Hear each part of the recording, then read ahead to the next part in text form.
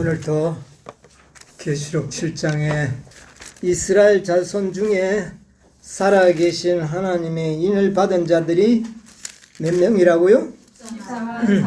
14만 4천이니. 예. 이스라엘의 자손. 예. 이스라엘 아브라함의 자손이라고 하지 않고 그랬죠? 이스라엘의 자손. 예. 이스라엘의 자손의 각 지파 12지파의 14만 4천이 살아계신 하나님의 인을 받았다. 그렇게 기록하고 있습니다. 저는 지난 안식일에도 말씀드렸듯이 오늘 이 12지파를 상징하는 보석들이 성경에 기록되어 있고 또 7장에도 보면 12지파에 대해서 또 계시록 21장이나 보면 다 기초석이 12보석으로 되어 있는데 이것이 12지파의 보석과 동일한 보석으로 그렇게 우리가 알고 있습니다. 그래서 거기에 대해서 좀 말씀을 드릴까 생각을 합니다. 그런데 먼저 좀 생각해 볼 것은 야곱에게는 아내가 몇 명입니까? 4명. 여러분 4명이라고 이야기하셨는데 사실 아내는 한 명입니다. 아내는 한 명이고 여자는 4명입니다. 그렇죠. 그런데 좀 우리가 믿음의 조상들을 이렇게 역사를 보면 아브라함도 어떻게 됐습니까? 첩을 얻었죠. 하갈을 얻었습니다. 그런데 그 하갈의 자손 이스마엘을 어떻게 했습니까? 내보내버렸습니다. 보내고 누구만이 자손으로 이삭만이 자손으로 인정을 했습니다. 자, 그 다음에 이삭은 어땠습니까? 이삭은 딱 한 여인을 취해서 2 자녀를 낳았습니다. 2 자녀를 낳았는데 야곱과 에서를 낳았죠. 그런데 그 중에 에서는 어떻게 했습니까? 하나님의 자손으로 지금 인정이 됩니까? 아니요. 완전 다른 구별을 해버렸습니다. 그리고 아브라함의 자손이었던 이스마엘의 자손도 완전히 구별해버렸습니다. 그리고 후처를 통하여 낳은 많은 자손들도 다 어떻게 했습니까? 다 그들은 하나님의 그 아브라함의 자손으로 인정하지 않았습니다. 그런데 놀랍게도 이 야곱의 시대에 와서 4여인이 생기게 되고 그런데 4여인이 낳은 아들이 몇 명입니까? 12명입니다. 레아의 아들은 6명이고 라헬의 아들은요 2명이고 그 다음에 여종의 아들들은 둘에서 4명. 그래서 합이 12명인데 왜 말이에요? 라헬의 자손 거기도 요셉과 베냐민이 있죠. 요셉은 정말 흠잡을 데 없는 정말 아름다운 품성의 소유자 예수님의 품성을 상징하는 그런 아주 아들로서 있는데 왜 그 한 아들만 택하지 않고 첩에서 낳았던 여종에서 낳았던 12아들을 다 누구의 아들로 인정했습니까? 야곱의 아들로 인정하고 또 그것을 하나님의 백성으로 인정을 합니다. 이거 왜 이런 일이 일어났을까요? 왜 아브라함 시대는 용납하지 않던 하나님을 또 이삭의 시대에 2 아들이 있었지만 에서는 완전히 이방인이 되어버렸잖아요. 오늘날에. 그리고 꼭 야곱만을 주장했고 그런데 야곱 시대에 와서는 왜 4여인의 그 12아들을 다 하나님의 자손으로 하나님의 백성으로 인정을 했는가? 여러분 좀 이제 말을 하고 보니까 좀 이상한 사실을 발견하게 되죠. 예, 그렇습니다. 그래서 사도 바울이 이야기했듯이 이스라엘의 모든 역사는 말세를 만난 우리들에게 뭐라 그랬어요? 거울이 되도록 하겠다. 그렇게 했잖아요. 예. 그래서 아브라함 시대에, 이삭 시대에 그렇게 했지만 야곱 시대에는 네 여인의 아들 12명을 다 하나님의 백성으로 인준을 해준 것은 마지막 시대에 무슨 놀라운 모델로 사용하기 위하여 섭리하신 것이 아닌가? 여러분 그렇게 생각이 들지 않습니까?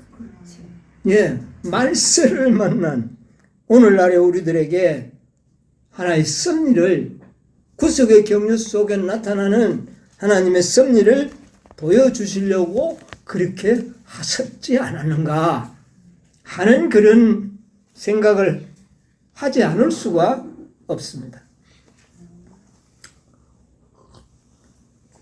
그래서 이와 같은 구속의 경륜을 우리가 잘 이해하지 아니하고 그냥 성경만 줄줄 읽는다면 야곱의 12아들의 의미가 없어집니다. 아무 의미가 없습니다. 그렇죠? 그런데 그래서 이 야곱의 구속의 경륜을 모르는 사람은 야곱의 12아들에 대한 그 심오한 진리를 모르기 때문에 오늘날 이스라엘의 12지파가 없어졌기 때문에 그렇잖아요. 다 없어졌잖아요. 뭐 이스라엘 민족 자체가 다 뭐 이제는 지금 있는 존재는 완전한 혈통도 아니고 12지파는 없잖아요. 그러니까 12지파가 없어졌으니 그 결과에서 나오는 14만 4천인도 어때요? 별 의미가 없다. 이건 하나의 상징적인 의미만 우리에게 주기 위한 것이지 아무런 그런 큰 뜻은 없다. 이렇게 이제 해석을 하게 되는 겁니다. 그러나 우리는 이것을 좀 달리 봐야 돼요. 분명히 아브라함에게 여러 아들이 있었지만 이삭만이 하나님께서는 주장하셨고 또 이삭에게도 두 아들이 있었지만 야곱만이 하나님의 자손으로 받아들여서 백성을 삼으셨고 그런데 이상하게 야곱 때에서 네 여인 그것도 그 여인들이 뭐 라헬 외에는 언약이 없는 여인들이잖아요. 언약이 없어요. 레아가 어떻게 들어왔습니까? 첫날 밤을 지나고 보니까 누가 들어와 있었어요. 레아가 이거 완전 속여서 그때는 뭐 오늘 전기처럼 없고 깜깜한 밤이니까 전혀 사람을 구별하지 못. 어째 그것도 그렇게 구별을 못했는지 나는 참 야곱이 나 참 그래요. 그런데 아마 자기가 라헬이 아니라는 사실을 숨기기 위해서는 아마 말도 안 했을 거고 수줍은 듯이 그냥 이불 속에서 아마 지내지 않았는가. 그렇기 때문에 야곱은 이것저것 의심할 여지가 없었기 때문에 그를 아마 사랑하고 그렇게 했는데 아침에 일어나 보니 누굽니까? 전혀 사랑하지 않았던 여인. 그 여인이 그만 자기의 뭐가 되어버렸습니까? 부인이 된 겁니다. 어쩝니까 이제 일은 이미 저질러졌는데. 자, 그래서 항의를 해서 결국은 누구를 또 얻게 됩니까? 라헬을. 그때 당시 이게 관습입니다. 라반이 그랬잖아요. 언니를 두고 동생을 먼저 보내는 것이 아니다. 그래서 내가 먼저 언니를 줬고 이제 동생도 네가 좋아하니까 내가 주겠노라. 그래서 자매를 한 남자 야곱에게 주는 것이죠. 이게 그때 시대에는 있을 수 있는 관습이니까 뭐 오늘날의 그 잣대를 보고 우리가 평가해서는 안 되겠죠. 어쨌든 올바른 일은 아니지 않습니까? 올바른. 그래서 내 여인을 취한 게 죄가 아니냐. 우리 영희 집사님 전에 질문하셨는데 제가 설교 중이라서 답변은 안 드렸지만 그때는 일부 다처제가 관습이었습니다. 예, 관습이라는 것은 이미 오래전부터 그렇게 행해져 내려왔기 때문에 잘못은 잘못이지만 그것에 대한 확고한 빛이 없을 때는 하나님께서 그렇게 묵인 속에 흘러간 것 같아요. 그래서 내 여인을 결국 취하게 되는데 라헬을 취하고 난 다음에 그 다음에 라헬은 결혼하자마자 연년상으로 아들 넷을 낳게 됩니다. 레아가. 그런데 라헬은 형이 아들을 넷을 놓는 동안에 자기는 어때요? 아기를 못 낳으니 얼마나 시기심이 발동했겠습니까? 예. 뭐 그래서 남편 보고 뭐라 그럽니까? 나로 하여금 아기를 낳게 하라. 안 그러면 내가 어떻게 하겠다? 난 자살해 죽을 거다. 얼마나 마음이 답답했으면 그렇게 했겠습니까? 예. 그렇게 하면서 그러면 내 여종을 첩으로 삼으라. 그리고 비라를 야곱에게 또 줍니다. 그러니까 이 야곱은 전혀 원하지도 않고 계획하지 않았던 일을 아내의 성화를 이기지 못해서 비라를 또 어떻게 합니까? 첩으로 취하게 됩니다. 그래서 두 아들을 낳게 되죠. 그래가지고 이제 이 라헬은 뭐 꽁대시 닭이라고 자기는 못 낳지만 여종의 아들을 자기의 아들로 삼아서 좀 어깨에 힘을 주고 있으니까 레아가 또 그걸 보고 있을 수가 없죠. 나도 안 되겠다. 그러면 야곱한테 이야기합니다. 내 여종도 첩으로 삼으라. 이제 충분하다. 왜 동생의 여종은 첩으로 삼아놓고 왜 내 여종은 안 하느냐. 견디지 못해가지고 또 어떻게 합니까? 또 실바를 또 첩으로 드립니다. 그래서 거기서 또 누구를 낳습니까? 아들 둘을 또 낳게 되는 겁니다. 그래서 결과적으로 그렇게 되고 난 다음에 또 레아가 또 아들을 둘을 또 연거푸 낳습니다. 합한채 때문에. 합한채를 루벤이 뜯어왔는데 그 합한채를 라헬이 자기가 갖고 싶어서 그걸 먹고 아기를 가져보려고. 근데 합한채는 라헬이 먹었는데 자녀는 누가 낳습니까? 레아가 자녀를 낳습니다. 이거 참 기가 차는 일이에요. 레아가 합한채를 동생에게 양보했는데 그 결과로 하나님께서 레아의 태를 다시 열어가지고 두 아들을 줍니다. 그러니 레아가 견딜 수가 있습니까? 이거.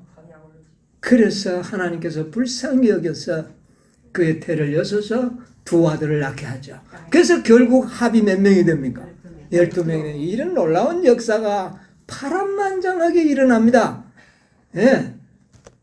자, 이렇게 아주 이상한 관계 속에서 그 갈등 속에서 시기와 질투심 속에서 12아들이 태어납니다. 그렇죠. 자, 이것을 모두 다 하나님께서는 자기의 백성으로 인준을 해서 그 백성을 이스라엘의 자손이라. 그렇게 명명을 하게 됩니다. 성경에는. 그렇죠.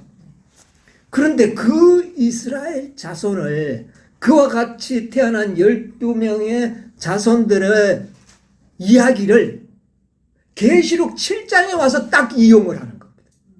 그렇죠. 이스라엘 자손의 12지파에서 몇 명이 나오겠다? 14만 4천이 나오겠다.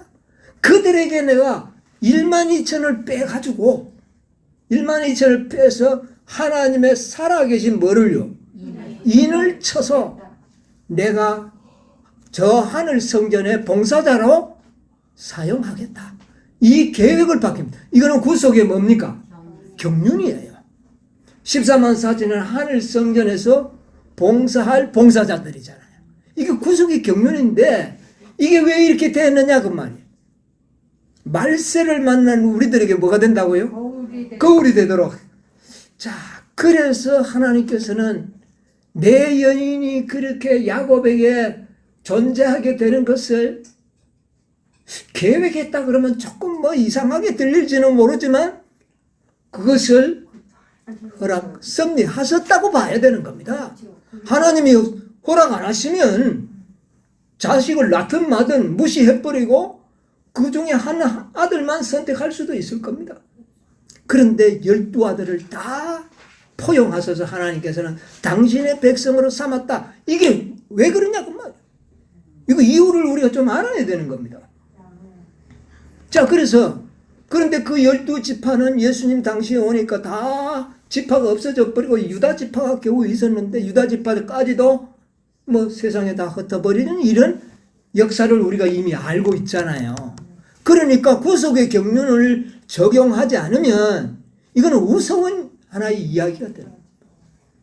그래서 구속의 경륜을 적용을 해보자 그 말이죠. 우리는 적용을 해보면 그 12지파 내 여인의 12지파 이것은 없어졌지만 이것은 상징과 비유와 표상입니다. 표상과 또 상징과 비유는 실체가 이르러 오면 이거는 어떻게 된다고요? 예, 모델하우스는 실체적인 아파트가 들어서면 이거는 이제 필요 없는 용도가 폐기되는 그런 거지 않습니까? 이스라엘의 역사는 그렇다는 겁니다. 그들이 잘했으면야 하나님이 섭리하셨겠지만 그들이 그리스도를 받아들이는 일에 실패함으로 하나의 표상으로만 사용되고 더 이상 의미를 갖지 못한 그런 사람들로 전락해버린 것이죠.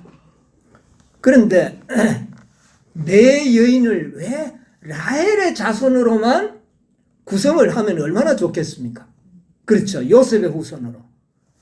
그런데 내 여인, 아까도 제가 약간 나열한 게 얼마나 복잡합니까? 그 내용이. 거기서 태어난 아들들의 성격이 어떻겠어요? 뭐 다르기도 하지만 막 아주 희한하고 고약한 개성과 성격들을 그리고 또 제주에는 아주 특출난 사람도 있고 이렇잖아요. 그런데 그 야곱의 12지파의 상징의 실체는 뭐였습니까? 육적 이스라엘의 실체는 영적 이스라엘 교회가 뭐가 되는 겁니까? 실체잖아요. 예. 교회가 이제 이스라엘이잖아. 교회 안에 하나님의 백성들이 12지파를 구성하고 있잖아요. 야고보서 1장 1절에 그랬잖아요. 12지파에게 편지하노니. 그런데 사실은 어디에 편지 보냈다고요? 그때는 뭐 이스라엘 지파는 없어졌고 이방에 개척되어 있던 교회들에게 편지를 보냈거든요. 자, 그러면 교인들을 구성하고 있는 교인들이 어떤 사람들이 들어옵니까? 어떤 사람이 들어와요? 백인들만 들어오고 뭐 아주 잘생긴 사람만 들어오고 그렇습니까? 아니요. 뭐 흑인도 들어오고 노예도 들어오고 검은 사람, 흰 사람, 누런 사람 세계 각지의 모든 사람들이 교회에 뭐가 될 수 있어요? 교인이 될 수가 있어요. 그리고 거기에 들어오는 사람들의 모든 개성과 성격들이 어때요? 천태만상의 성격을 가진 사람들이 들어오는데 그것을 상징하기 위해서는 내 여인의 아들 12명은 바로 그런 교회의 모든 잡다한 사람들이 들어와서 하나님의 영적 이스라엘 백성을 구성하게 될 것을 상징하기 위해서 내 여인을 용납하셨다고 봐야 되는 겁니다. 그렇잖아요. 만약에 라헬에게만 했다면 성격들이 하나만으로 꼴져질 수 있잖아요. 그런데 내 여인이라면 다양한 유전자를 받은 자손들이 태어나지 않습니까? 그래서 다양한 인종과 또 민족과 백성과 방언을 상징하는 교회의 백성을 상징하기에 합당하도록 하기 위해서 아마 야곱의 12아들, 내 여인의 아들을 모두 하나님께서 포용하셔서 당신의 백성으로 어떻게 해요? 삼으셨다. 그렇게 해석할 수가 있습니다. 왜? 말세의 표상이고 이것이 마지막 때에 이루어질 계시록 7장에다가 이것을 어떻게 해요? 딱 적용을 했기 때문에 우리가 그렇게 볼 수가 있다는 겁니다. 자, 그러면 이 12지파를 살아계신 하나님의 인을 받았다 그랬거든요. 뭐 그냥 하나님의 인을 받았다 이래도 되지 않습니까? 그런데 딱 성경 한 구절에만 여기에만 무슨 인? 살아계신 하나님의 인이다. 그렇게 표현을 하셨거든요. 그래서 이 원인이 뭔가 오늘날 많은 사람들은 여기에 대한 이제 우리가 연구가 필요한데, 아까도 이야기했지만, 자, 우리 이제 성경절 하나 읽고 우리 말씀을 계속 나누겠습니다. 출애굽기 28장 15절로 21절을 한번 읽어보시기 바랍니다. 너는 한결 흉패를 에봇 짜는 법으로 금실과 청색, 자색, 홍색실과 가늘게 꼰 배실로 공교히 짜서 만들되 장광이 한 뼘씩 두 겹으로 네모 반듯하게 하고 그것에 네 줄로 보석을 물리되 첫 줄은 홍보석, 황옥, 녹주옥이요 둘째 줄은 홍유석, 남보석, 홍만호요 셋째 줄은 호박, 백만호, 자수정이요 넷째 줄은 녹보석, 호만호, 벽옥으로 다 금태에 물릴지니 이 보석들은 이스라엘 아들들의 이름대로 12이라 매 보석에 12지파의 한 이름씩 인을 새기는 법으로 새기고. 예, 됐습니다. 자, 대제사장의 이 흉패에다가 12보석을 물렸죠. 12보석은 이스라엘의 12아들을 상징을 해서 매 아들마다 다른 보석으로 만들어서 붙이고 거기에는 그 지파의 아들들의 뭐를 넣었다고요? 이름을 인을 새기듯이 새겼다. 그래서 12지파를 12보석으로 여기 상정을 합니다. 그러면 보석과 일반 돌의 차이점이 뭐예요? 빛이 나고 안 나고 빛을 반사. 예, 보석은요 살아있는 돌이에요. 이거는 만들어지는 겁니다. 그렇죠? 이게 다 만들어져요.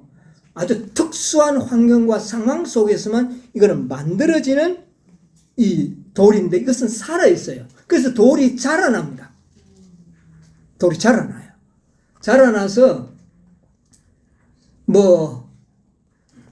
그러나 그 환경과 상황을 파괴시켜버리면 더 이상 그곳에는 보석이 만들어지지가 않습니다.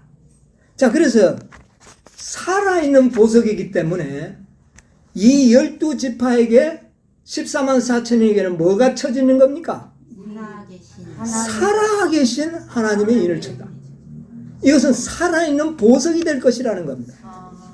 살아있는 보석. 일반 돌은 죽은 돌이에요. 더 그대로예요. 예. 망가지면 망가졌지 자라나는 일은 없어요. 그리고 그 돌은 그대로 빛도 없고, 예, 그래요. 그러나 이 보석들은 바로 12지파가 보석이 될 것을 이야기했어요. 자라나는 것. 처음부터 보석이 아니에요. 점점 자라나서 큰 보석이 되거든. 자, 예를 들어서 황금이라든가 금이라든가 은이라든가 롯이라든가 이런 것은 이미 땅속에 어떻게 돼요? 매장되어 있는 겁니다. 그러나 보석은 만들어진다는 거예요. 특수한 환경에서 만들어지는 거예요. 그래서 특별히 이 7장에는 살아계신 하나님의 뭐를 받는다? 인을 받는다. 하늘의 보석들로 이렇게 구성을 할 것을 의미하는 그런 단어라고 생각합니다. 왜냐? 살아계신 하나님의 인이라는 말은 성경 66권 중에 딱 여기 한 번밖에 나오지 않아요. 네, 14만 4천인들에게만 적용되는 겁니다. 그래서 이 흉포에 물린 이 보석은 12아들을 상징하는데 또 뭐를 상징하는가? 부조와 선지자 351쪽에 보면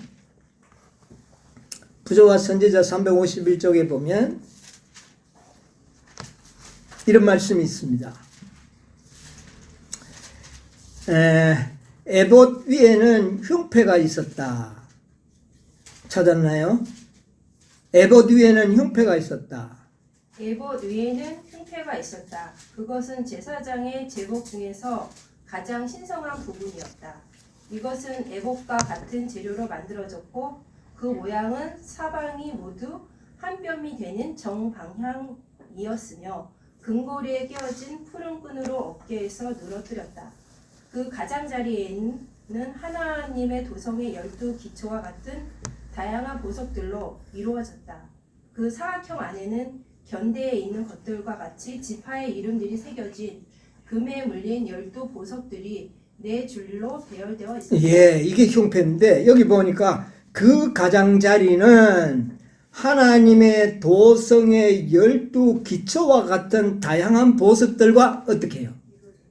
똑같은 보석들이다. 그러니까 이 12보석이 하늘 도성의 기초석이 되어 있었죠. 12제자들. 그러니까 12지파와 12제자는 이 상벽을 이루는 동일한 의미를 갖고 있죠. 그래서 하늘의 12보석, 기초석과 또 이스라엘의 12아들을 상징하는 12보석은 같은 것이다. 예, 이것을 우리가 원칙적으로 우리가 알고 있으면 좋을 것 같아요. 그런데 이 보석은요, 색깔이 다양하게 뭐 이렇게 다 나와 있지만 크게 4가지 색깔로 구성이 되어 있다는 것. 근본적인 색깔은 4가지입니다. 붉은색 계통, 그 다음에 청색 계통, 그 다음에 노란색 계통, 그 다음에 흰색, 이 4원색에 의하여 12보석의 색깔이 구분이 되는, 이렇게 발전이 되는, 변화되는 겁니다. 그런데 그것을 집약해 보면 4원색이에요. 여러분, 그림을 그리는 화가들이 4원색만 가지고 있으면 모든 색깔들을 다 어떻게 해요? 다 만들어내는 거예요. 이 보석이 바로 그래요. 이 보석은 개성이거든요. 이 네 여인의 개성은 수많은 인간들의 개성을 만들어내는 뭐가 되었다? 기초가 되고 바탕이 되었음을 우리가 알게 되는 겁니다. 예. 그래서 가장 그 가운데 대표를 이루는 붉은색은 의미를 갖고 있죠. 붉은색 의미가 뭡니까? 그리스도의 보혈을 이야기하죠. 예, 그리스도의 보혈. 그 다음에 청색은 하나님의 율법. 그 다음에 노란색은요, 황금색. 믿음과 사랑. 흰색은 순결과 그리스도의 품성. 이 4가지 색깔에 의하여 다양한 그 보석의 개성 있는, 특성 있는 보석들로 만들어진 겁니다. 색상들은 그래요. 그래서 12지파를 하나하나 공부하려면 시간이 없기 때문에 제가 이렇게 좀 포괄적으로 설명을 하는 겁니다. 어쨌든 4원색에 의하여 12보석이 구분이 된다. 이것을 우리가 이해하시면 좋겠습니다. 자, 아까도 이야기했지만 이 보석의 특징은 처음부터 만들어져 있었던 것이 아니고 특수한 상황 속에서, 환경 속에서 만들어지는 돌이고 자라나는 돌이요, 또 빛이 나는 돌이다. 그 말이에요. 특수한 환경에서만 만들어집니다. 여러분, 말세에 이게 하나의 거울이잖아요. 표상이잖아요. 이 보석들은 특수한 환경에서만 만들어진다. 자, 그런데 이 보석은 특수한 환경에서 만들어진다 그랬어요. 특수한 상황에서만 만들어지는 거예요. 자, 어떤 상황에서 만들어질까요? 여러분, 보석은요, 24만 4천인의 보석은 지성소에서 만들어지는 보석입니다. 성소에서는 이런 보석이 안 만들어요. 황금은 나올 수 있고 은은 나올 수 있어도 뭐는 안 나온다요? 보석은 안 나오고.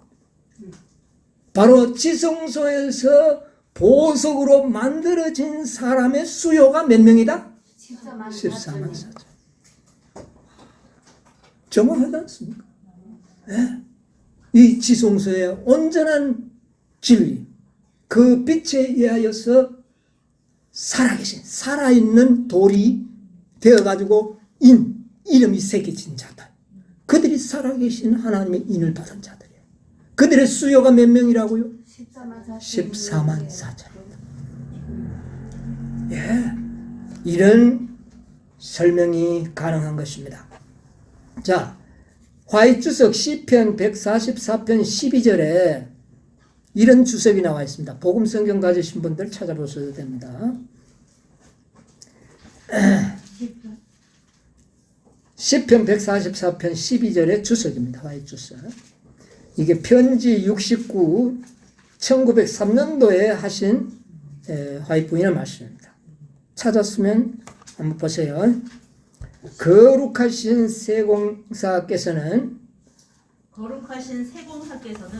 가치 없는 재료를 가지고는 시간을 거의 소비하시지 않으신다. 그는 단지 귀한 보석만을 가지고 그 거칠은 끝을 잘라내고 궁정의 식양을 따라 다듬으신다. 그 과정은 힘들고 가혹하다. 그리스도께서는 그 우툴두툴한 표면을 잘라버리시고 그 돌을 광을 내는 물레 위에 올려놓는다. 그리고는 그것을 세게 눌러서 모든 거칠은 부분이 다 갈려져 나가게 한다. 그 다음에 그 보석을 빛 가운데 쳐들어 본다.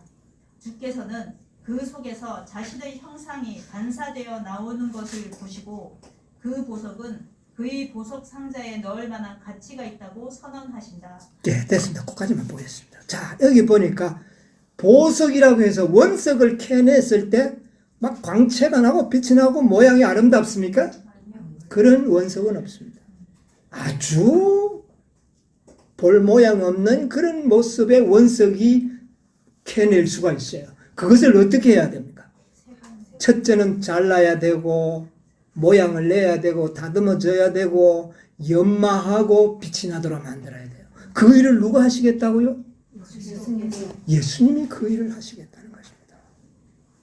이 보석이 무조건 14만 4천인들은요. 이 세 천사의 기별을 받아들인 자들은 다 보석으로 원석으로 모여진 돌들이에요. 그런데 뭐 되지 않았을 뿐입니까? 세공되지 않은 돌들은 하늘 상자에, 하늘 보석 상자에 넣지를 않겠다는 겁니다. 다듬어줘야 된다는 겁니다. 빛을 내야 된다는 겁니다. 굉장한 연단이 필요하다는 겁니다. 자, 이것을 상징하는 거예요. 그래서 예수님께서는 연마공으로 세공사로서 의무를 가지고 일을 하시는 겁니다.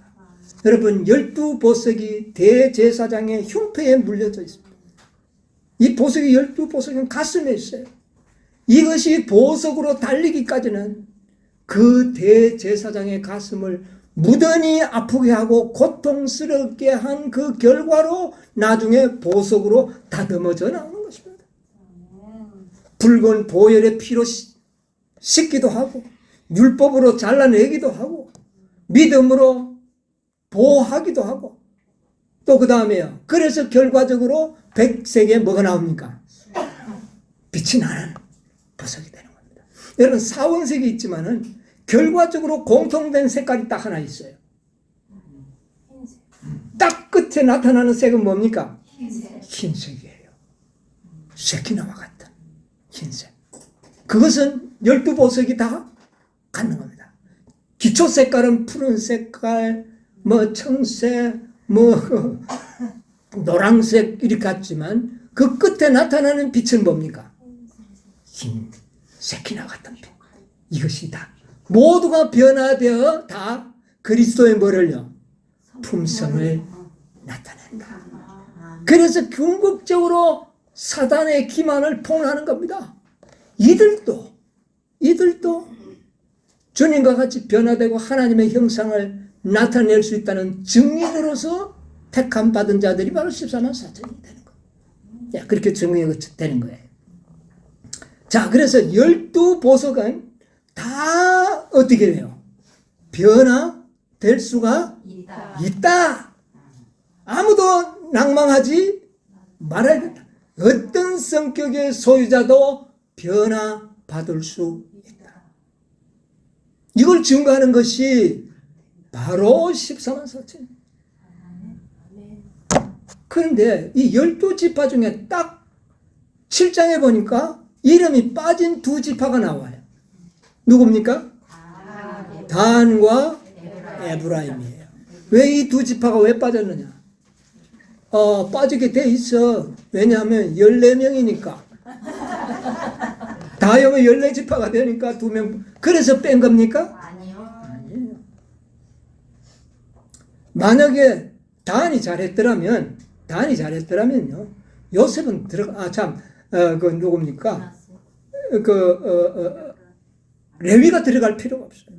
레위는 이미 대사장의 직분을 가지고 있는 자이기 때문에 안 들어가도 돼요. 그래서 다른 데는 레위가 빠졌지 않습니까?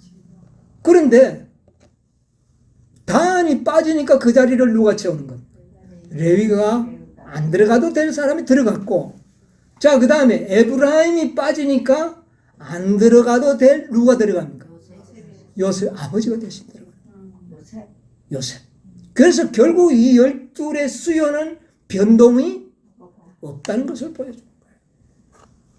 자, 그럼 단은 왜 빠졌을까? 여러분, 단은 왜 빠졌다고 생각합니다? 이제 뭐 성경에는 그렇게 나와 있죠. 예. 말굽을 물어서 어떻게 뒤로 넘어지게 하는 자다 그랬는데, 이 단의 보석은 상징 보석이 뭐냐면은 녹보석이에요. 녹보석. 근데 이 녹보석이라고 해서 푸른 뭐 이런 녹색이 아니고 황금색이에요. 황금색. 황금색은 뭐를 상징한다고요? 믿음과 사랑을 상징합니다. 믿음. 금을 믿음을 상징합니다. 그 다음에 에브라임 지파는 상징색이 뭐냐면 호박이라는 보석이에요. 호박. 먹는 호박 아닙니다. 호박. 예. 근데 이 호박의 색깔이 뭐냐면 좀 짙은 황금색이에요. 역시 황금색, 근본색이에요. 그런데 황금색을 가진 두 지파가 빠져버렸어요. 이거 굉장히 우리에게 뭔가 의미를 부여해주고 있어요. 이것은 뭔가 믿음을 잘못 활용했다는 이야기입니다. 오늘날에 많은 사람들이 무엇을 이야기합니까? 믿음으로 말미암는 너희들. 전부 믿음에 가르침들이 너무 많고 다 자기가 잘 믿고 다 자기가 잘 가르친다고 하는 이 믿음. 그런데 이 믿음을 잘못 이해했든지 활용했기 때문에 두 지파가 빠지지 않았느냐, 저는 그렇게 단정짓고 말하는 겁니다. 왜? 황금색이 뭐를 이야기하니까요? 믿음. 자, 우리가 흠과 점이 없는 품성을 가진 자가 14만 4천인이 자잖아. 완전한 품성이잖아요. 그런데 완전한 품성에 이르기 위해서는 우리가 어떻게 해야 됩니까? 막 노력해야 되지요? 그래야 완전해야 되지 않습니까? 예수를 믿으면서 그냥 노력해야 된다고. 오늘날 많은 이 단과 같은 사람이 재림교회 안에 있습니다. 단은 잘 믿으려고 하는 사람이에요. 지식이 많은 사람이에요. 그런데 믿음의 도를 분명하게 이해하는 일에 실패하고, 믿음으로 구원은 받지만 온전함에 이르기 위해서는 내가 뭐 해야 된다고요? 뭔가 내가 열심히 노력하고 순종해야만이 된다고 하는 말이 틀린 건 아니에요. 분명히 맞는 말이에요. 그런데 그렇게 생각을 하면서 노력을 아주 힘들게 하는데 마음에는 뭐가 없느냐면 평안이 없어요. 늘 내가 뭐 하지 않으니까, 완전하지 않으니까 평안이 없어요. 이런 재림 성도들이 재림교회에 많이 있어요. 그리고 그런 사람들은 다른 사람 잘못할 때 절대로 그냥 안 놔둡니다. 왜 그러느냐고, 야, 그래가지고 되겠냐고 물어가지고 어떻게 해버립니까? 뒤로 넘어지게 하는 겁니다. 그 말을 하면서 용기를 주는 게 아니고, 그렇게 하면 되느냐고 해서 다른 사람의 잘못을 꼬다리 잡아가지고 자기는 우월하고 잘하는 건데, 왜? 자기는 잘하고 있잖아요. 순종하고 있으니까. 그러면 되겠느냐고 이렇게 이야기해요. 그럼 그 사람 실망이가 뒤로 자빠지죠. 이런 자들이 단지파를 대표하는 자들입니다.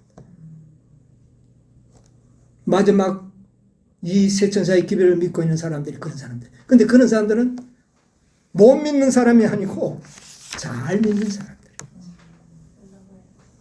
그래서 그들은 뭐를 궁극적으로 깨닫지 못하느냐면은 우리가 믿음으로 말미암아 구원을 선물로 받는 것도 확실하지만 온전한 품성도 무엇으로 받는가? 선물이라고 하는 사실을 경험적으로 깨닫지 못하는 겁니다. 예, 구원도 무엇을 얻는다고요? 믿음으로 선물로 받아요. 그러나 온전한 품성도 선물로 받는 거예요. 우리 시대소망 761쪽을 여러분 잘 기억하잖아요. 예. 오늘 시간이 없기 때문에 제가 읽지 않습니다. 어쨌든 행위로 뭔가 온전하게 되어서 흠과 점이 없는 생애를 살기 위해서 노력하는데 마음에 평안이 없고, 우리 모두가 다 그렇게 해야 되는데 그렇게 하지 못하는 사람들을 보고 넘길 수가 없어. 그래서 꼭 지적해주는 이런 많은 까다로운 성격의 소유자들이 새천사의 기회를 믿는 가운데 많이 있습니다. 그런 자들이 단집해. 결국 어디에 이르지 못한다고요? 온전함에 이르지 못하고 다른 사람까지 실족시키는 거예요. 창세기 49장 16절 17절 단의 성격이 그 이야기가 나오는데 한번 읽어봅시다. 49장 16절 17절 다는 예. 이스라엘의 한 지파 같이 그 백성을 심판하리로다. 다는 길의 뱀이요 첩경의 독사리로다. 말굽을 물어서 그 탄자를 뒤로 떨어지게 하리로다. 자, 이게 바로 이 재림 기배를 듣는 무리들 중에 잘 믿어보려고 하는 무리들의 어떤 속성을 이야기합니다. 여기 보니까 그 백성을 뭐 하리로다? 심판하면 재판관이 이친데 재판관이 되려면 지식이 적은 사람입니까? 많은 사람입니까? 오늘날 흔히들 조롱거리가 되고 있는 예언의 신을 달달달달 외우듯이 해서 예언의 신 몇 종 몇 페이지 이렇게 들여다대면서도 품성이 까다롭고 변화되지 않아서 지식은 많아서 판단은 잘하면서도 그래서 남을 지적해서 가르쳐 주는데 믿음으로 용기를 주어서 희망을 주는 것이 아니라 그 사람으로 하여금 실족하게 하나요. 이런 무리들을 대변하는 지파가 바로 단지파. 믿음을 활용하는 일에 실패한 사람이에요. 분명히 노력하고 순종해야 되는 것은 맞지만 그 결과로 이루어지는 것이 아니라 그 완전한 품성은 하나님의 무엇이다? 선물이요. 믿음으로 어떻게 해요? 얻어지는 것이다. 그러므로 내가 지금 안 되더라도 하나님이 주실 것을 전적으로 믿고 있기 때문에 마음에 뭐가 있어야 돼요? 평안이 있어야 돼요. 그래서 실수하는 사람을 너그럽게 이해하면서 용기와 희망을 어떻게 해요? 조금만 가능하니까 믿음으로 전전해보자. 용기를 주는 이런 백성들이 되어야 되는 겁니다. 그런데 단지파는 이 믿음을 활용하는 일에 어떻게 해요? 실패했다. 자, 에브라임은 또 어떻습니까? 에브라임은 참 유능한 사람이죠. 형보다 축복을 더 받았어요. 야곱이 축복할 때 므낫세보다 에브라임을 먼저 축복하고 형을 이기고 그 정말 장자의 명분을 쟁취한 사람이에요. 그리고 12지파의 이름에 아주 당당하게 올리고 사람 수를 계수해 보니까 에브라임 지파의 수요가 어땠습니까? 엄청 많았습니다. 엄청 많았습니다. 그런데 왜 12지파의 14만 4천인 가운데는 계수되지 않았는가? 왜 안 되느냐? 그 많은 지파의 수가 빠져버린 겁니다. 왜 그랬을까? 자, 여러분 보세요. 호세아 4장 17절을 한번 보세요.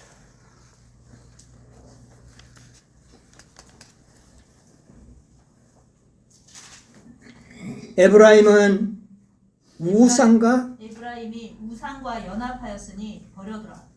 뭐를요? 에브라임은 우상과 연합했으니 버려두라. 그럼 무슨 우상을 그렇게 섬겼는가? 어떤 우상을 섬겼는가? 교회 증언 190쪽에 있는 말씀을 읽으면 여러분이 이해가 가실 겁니다. 베틀크릭 교회는, 이 베틀크릭은 옛날 재림교회의 대표 본부교회로 있었죠. 베틀크릭의 교회는 우상 숭배에서 해방될 수도 있었다. 베틀크릭이 무슨 우상을 섬겼을까요? 그렇잖아요? 자, 무슨 우상인가 보세요. 그렇게 되었더라면 그 교회의 성실성은 다른 교회들에게 모범이 되었을 것이다. 그러나 그 교회는 세상과의 우정을 끊어버리기보다는 하나님의 계명에서 더욱 계명에서 떠나가고자 하였다. 무슨 우상을 섬겼다고요? 세상 사랑. 세상을 사랑하여 하나님의 계명을 지키기보다는 계명에서 어떻게 해요? 떠나갔다. 뭐를 사랑해서? 세상을 사랑. 그런데 그 무리들이, 에브라임 지파가 무리가 아주 많잖아요. 오늘날 마지막 교회에 대다수의 사람들이 뭐를 사랑하는 교회인가? 세상도 사랑하고 하나님도 사랑하는 라오디게아 교회의 뜨뜻미지근한 무리를 대표하는 지파가 바로 에브라임 지파. 전심으로 하나님만을 섬기는 것이 아니라 세상을 사랑하면서 하나님도 섬기는 그런 지파가 에브라임 지파. 이 지파가 빠져버렸습니다. 교회정은 217쪽에도 그랬잖아요. 나는 한 백성으로서 우리의 상태를 생각할 때 슬픔으로 충만해진다. 그들은 교만과 탐욕과 세상을 사랑하는 정신을 추방이나 유죄 선고에 대한 두려움 없이 마음에 간직하고 있다. 그래서 그들은 지도자 되신 그리스도로부터 돌아섰고 어디를 향하여? 애굽을 향하여 퇴각하고 있다. 이건 뭡니까? 세상을 사랑한다. 오늘날 에브라임 지파가 그 14만 4천인의 특권을 잃어버린 이유가 무엇 때문이었다고요? 세상을 사랑한다. 근데 그 에브라임 지파가 다른 지파가 아니라 바로 이 오늘날 많은 뜨뜻미지근한 재림 성도들을 대표하는 지파라는 거예요. 그런 사람은 결코 14만 4천인에 어떻게 해요? 그러니까 들어가지 마. 그래서 두 지파입니다. 극단주의자들. 세천사의 기별을 믿고 있으나 극단주의로, 온전함을 극단주의로 받아들여가지고 완전주의자로 오해받게 했던 그런 사람들 빠지고, 다른 지파는 사람의 수요가 적었어요. 그렇죠? 그러나 에브라임 지파는요, 아주 많은 지파인데 그들은 뭐를 사랑하는? 세상을 사랑. 이들을 빠졌다는 겁니다. 14만 4천인에 빠진 두 지파는 오늘 우리 모든 그리스도인들에게 뭐가 돼요? 거울이 되고 있는 겁니다. 이것을 우리에게 보여준 거예요.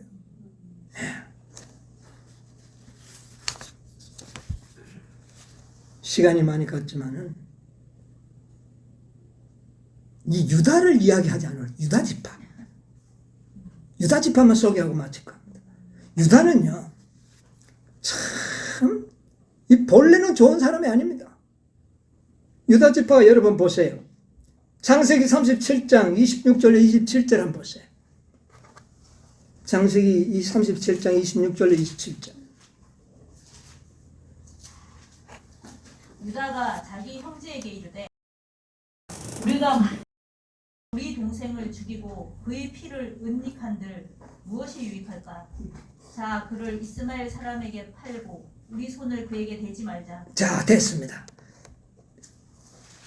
요셉, 예수님을 상징하는 요셉을 팔아먹은 장본인이 누굽니까? 유다입니다. 동생을, 사실은 죽음보다도 그때 당시는 더 가혹한 노예로 동생을 어떻게 해버립니까? 팔아버려. 근데 예수님 팔아먹은 자도 누굽니까? 유다예요. 이 유다가 그런 본성이 좋은 사람이 아니었다는 겁니다.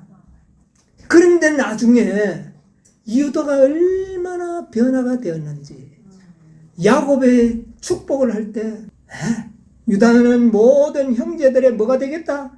찬송이 되라. 찬송이 될 자다. 원수의 목을 잡고 사자로 표상이 되고 유다 지파를 통하여 결국은 그리스도 메시아가 태어날 그런 놀라운 축복까지 덤으로 받게 되는 겁니다. 왜 유다가 이런 축복을 받게 될까요? 저는 이 유다가 그 요셉이 말입니다. 11 아들을 철저하게 조사합니다. 변화되었는지 안 되었는지. 그 과정은 여러분 아시죠? 때 흉년이 들어가지고 양식사로 올 때에 이 요셉이 자기 형들이 변화되었는지 안 되었는지를 알기 위해서 시몬을 구류를 하고, 그래서 결국 누구를 데려오더랍니까? 베냐민을 데려오게 하고, 그 다음에 베냐민이 왔을 때는 정말 대접을 잘하게 돌려보내면서 술잔을 누구한테 넣었습니까?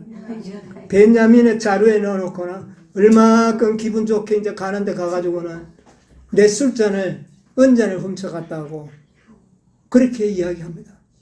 그래서 만약에 은잔이 발견된 자는 그 자는 나의 종이 될 것이다. 그래가지고 그렇게 하자고 자루를 다 열어서 보니 누구 자루예요? 베냐민 자루 속에 그 은잔이 들어있는 겁니다. 얼마나 낙심되겠습니까?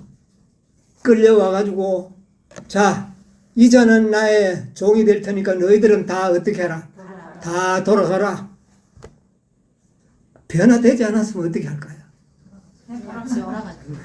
뭐 팔아먹기도 했는데까지 훔쳐가지고 그 주인의 은잔을 훔친 그 나쁜 동생 하나 내버려 두고 가는 것은 별 문제가 아니잖아요.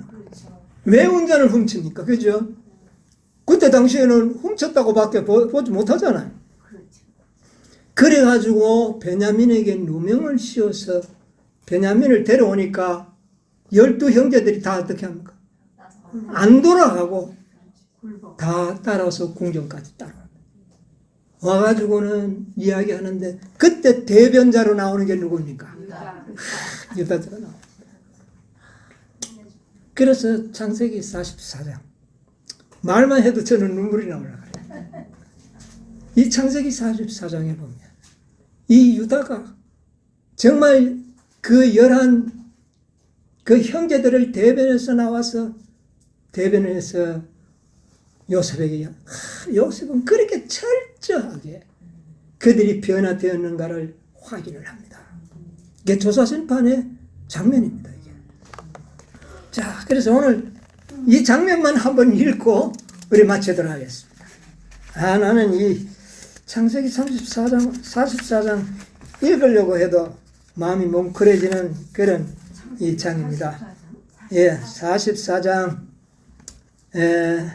자, 끌려와가지고는 자, 너희들은 아주 내가 말이지 점을 치는 술잔을 내가 얼마나 귀중히 여기는데 내가 대접을 잘 해줬거늘 너희가 이걸 훔쳐가느냐? 말도 안 된다고 노발대발하면서 이 동생 베냐민은 나의 종이 되고 너는 돌아가라 하는데도 이 형제들이 어떻게 합니까? 안 돌아갑니다. 우리가 다 종이 되겠습니다. 그게 아니라고. 딱 누구만 잡아놓겠다. 베냐민만 찾겠다. 그러니까 유다가 나타나서 이제 호소하는 장면이 이 44장이에요. 자, 그래서 그동안 있었던 자기 가정의 내력을 쫙 이야기합니다. 12절로부터 이제 이 27절까지는 자기 집안의 내력. 우리는 뭐 참 이랬고 그러다 12이었는데 하나는 짐승에게 찢겨버렸고 짐승에게 찢겼대요. 지금 자기 앞에 있는데 그런 내력을 쭉 이야기하면서 이제는 내 아비가 베냐민을 너무너무 사랑해서 베냐민이 없어지면 아버지가 죽습니다. 이렇게 호소하면서 이야기하는데 28절 자 27절로부터 누가 한번 읽어보세요. 주의 종 우리 아비가 우리에게 이르되 너희도 알거니와 내 아내가 내게 두 아들을 낳았으나 여기 아내가 낳았다 그랬죠. 몇 아들 낳았다고요? 두 아들 아내는 하나입니다. 예. 자 계속 보세요. 하나는 내게서 나간 고로 내가 말하기를 정령 찢겨 죽었다 하고 내가 지금까지 그를 보지 못하거늘 너희가 이도 내게서 취하여 가려 한즉 만일 재해가 그 몸에 미치면 나의 흰 머리로 슬피 음부로 내려가게 하리라 하니 아비의 생명과 아이의 생명이 서로 결탁되었거늘 이제 내가 주의 종 우리 아비에게 돌아갈 때에 아이가 우리와 함께 하지 아니하면 아비가 아이의 없음을 보고 죽으리니 이같이 되면 종들이 주의 종 우리 아비의 흰 머리로 슬피 음부로 내려가게 함이니이다. 주의 종이 내 아비에게 아이를 담보하기를 내가 이를 아버지께로 데리고 돌아오지 아니하면 영영이 아버지께 지금까지 이제 그 내력을 이렇게 결론적으로 이야기합니다. 아이와 아버지는 이렇게 생명이 결탁되어 있다. 그래서 이 동생을 두고 우리는 결코 돌아가지 못한다. 그래서 그 동생에 대한 사랑과 아비에 대한 공경심 이게 아주 절정으로 변화되어 있고 그들에게 있다는 것을 확인하게 됩니다. 자, 그 다음에 33절. 청컨대 주의 종으로 아이를 대신하여 있어서 주의 종이 되게 하시고 아이는 형제와 함께 도로 올려 보내소서. 내가 어찌 아이와 함께 하지 아니하고 내 아비에게로 올라갈 수 있으리이까. 두렵건대 죄가 내 아비에게 미침을 보리이다. 예, 거기까지 보겠습니다. 청컨대 주의 종으로 누구를요? 이 동생을 대신하여 내가 주의 종이 되게 하시고 아이는 형제와 함께 도로 어떻게 해요? 올려 보내주소서. 누가요? 유다가 그랬다. 여러분 유다는 자희생적인 사랑을 배운 자입니다. 우리가 참 그래야 돼. 자희생적. 예? 이 유다는 얼마나 그의 자희생적 사랑이 하나님의 품성의 근원입니다.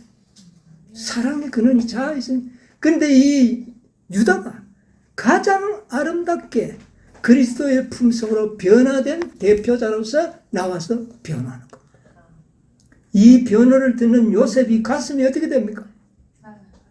말할 수 없는 막 감동이 되고 눈물을 억제할 수 없어서 아주 방성대곡을 하면서 여러분 이렇게 요셉의 마음을 그렇게 감동을 주고 눈물을 나게 한 자가 누구냐면 유다입니다. 유다는 바로 열 형제를 대표하는 사람이에요. 이것은 바로 우리 모두가 가져야 할 품성을 이야기합니다. 이것이 보석의 빛이에요. 보석의 빛입니다. 궁극적인 빛은 흰색이라고 그랬죠. 이게 바로 자희생적 뭐예요? 사랑입니다. 이것을 가장 두드러지게 나타냈던 사람이 누구냐면 유다. 물론 유다뿐만이 아니었어요. 이때 다른 모든 아들들은 이런 마음이 있었습니다. 넉넉히 자신이 이 베냐민 대신에 옥살이하고 종로를 할 마음이 그들에게 있었어요. 그러나 그것을 가장 두드러지게 나타낸 사람이 누구였다고요? 여러분 우리도 이렇게 변화될 수 있습니다. 아멘. 우리도 자의정적인 사랑으로 변화될 수 있습니다. 정말 희생할 수 있고 봉사할 수 있는 그리스도의 품성을 온전히 드러내는 이런 품성으로 변화될 수 있다는 것을 이 보석 가운데서 발견하게 되는 겁니다. 이 유다 지파를 상징하는 보석은 붉은색입니다. 붉은색.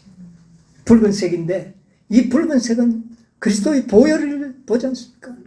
그는 십자가에서 그리스도의 찢긴 그 상처에서 흘러나오는 보혈을 보면서 하나님의 뭐를? 하나님의 사랑을 배운 사람. 그렇게 변화되어 버렸다는 겁니다.